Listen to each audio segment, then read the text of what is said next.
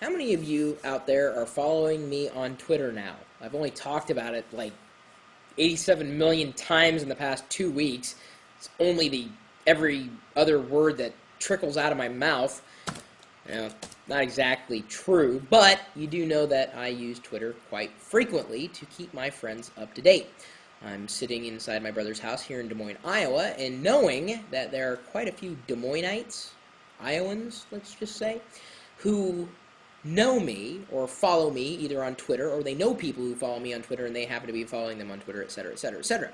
Wanted to get together with these people, and so what I decided to do was Twitter the fact that I was going to be in Des Moines, Iowa for a few days, and ultimately we kind of stumbled into an opportunity of getting together at a local bookstore, the East Village Bookstore, that is here in Des Moines, Iowa, right next to the Iowa Historical Building.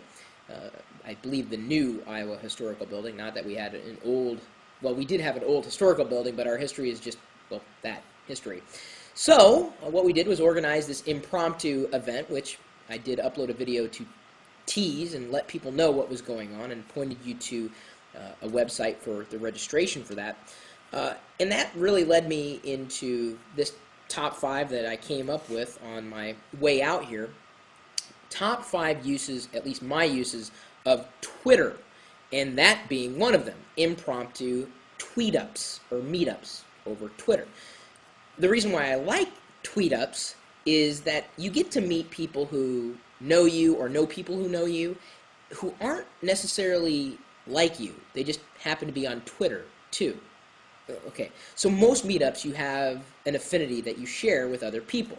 If I said, well, let's get together, but I was only talking to a group of geeks, well, then the only people who were going to show up are going to be geeks.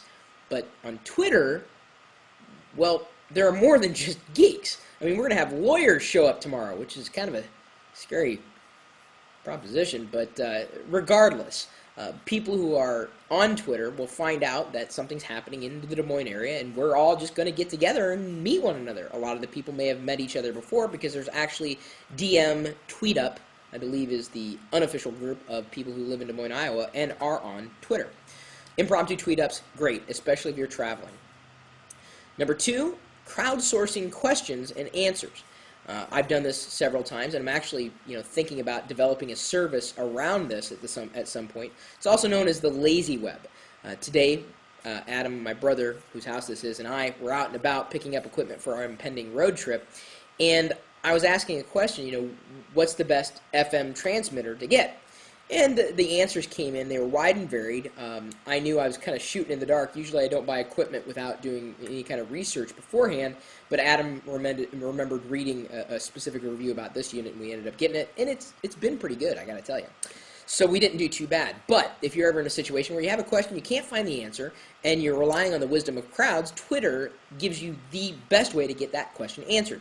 Not only people who aren't following you can answer, but certainly you're going to be able to get answers to questions that otherwise would be nothing but frustrating.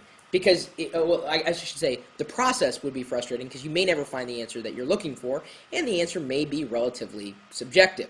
As in, what is the best FM transmitter? Everybody's going to have a different opinion. But, that being said, if people have various opinions about one particular product or service, I'll usually pay attention to those who repeat a certain name or brand or model over and over and over again. I mean, different people mentioning the same product.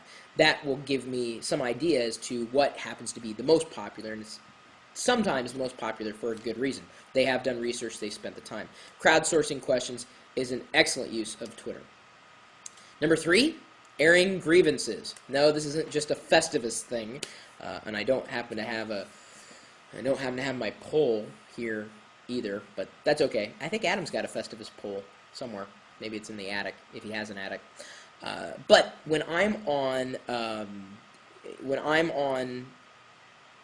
Twitter and I feel frustrated with a product or a service, I'll throw it out there. I'll say, this is really making me mad, or gee, I wish this would work better. I mean, I was in the airport the other day. I said, okay, Earth to airports here. Install more power outlets, or at least put them next to chairs, or something along those lines. And just airing that grievance, made me feel better because I got it off my chest. And other people said, yeah, exactly. I wish the same thing would happen.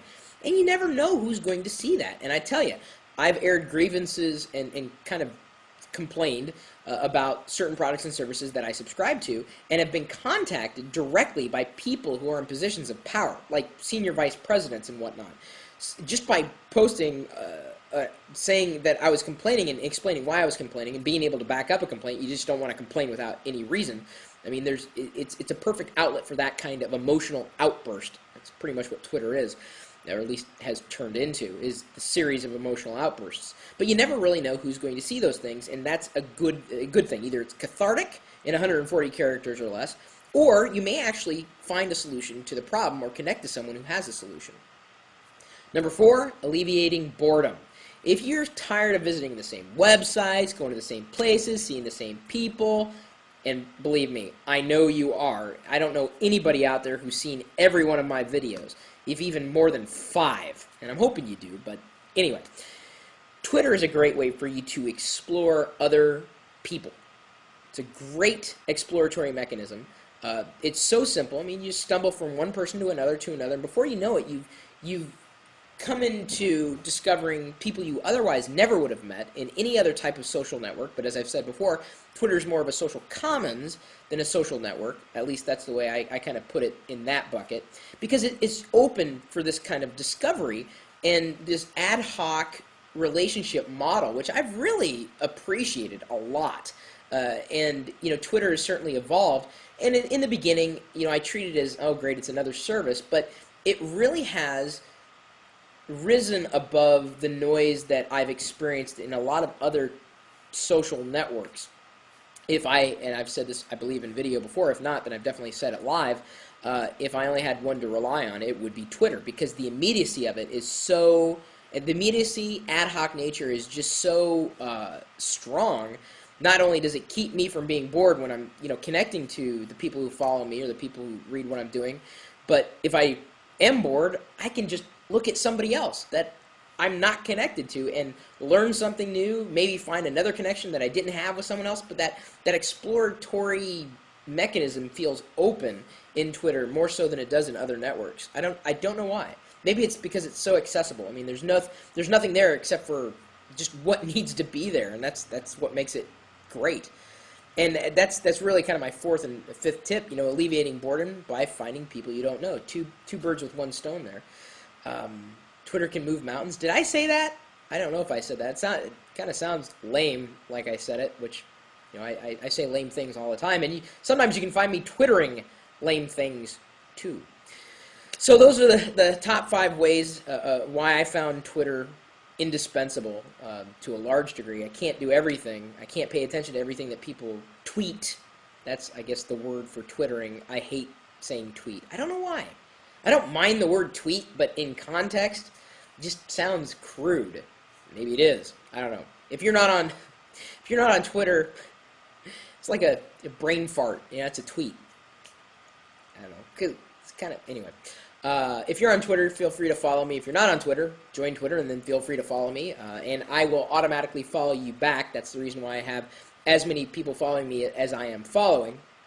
I guess I've run across a script that allows me to do that automatically. Otherwise, I just couldn't keep up with the amount of requests. I've got like 9,000 people who are currently following me on Twitter, and I love every single one of them, because I tell you, there's never been an audience that's been more reactive to the things that I've published. Never on my blog, not even YouTube, nothing other than Twitter. So I got to give credit where credit's due. Twitter's it for me. I mean, I'll join other networks too, but anyway, I'm just saying you can find me there. My username is Chris Pirillo. Go figure. Gee, that was a stretch. Or my email address there as well, if you want to add the email address, is chris@pirillo.com. You're also free to follow me with my live video wherever I happen to be, whether it's in Des Moines, Iowa, Madison, Wisconsin, where I'm going to be road tripping in a couple of days, or back home in the great city of Seattle, Washington. I'm hoping to be able to live stream anywhere, everywhere, 24 hours a day, 7 days a week at live.pirillo.com. We'll see you later.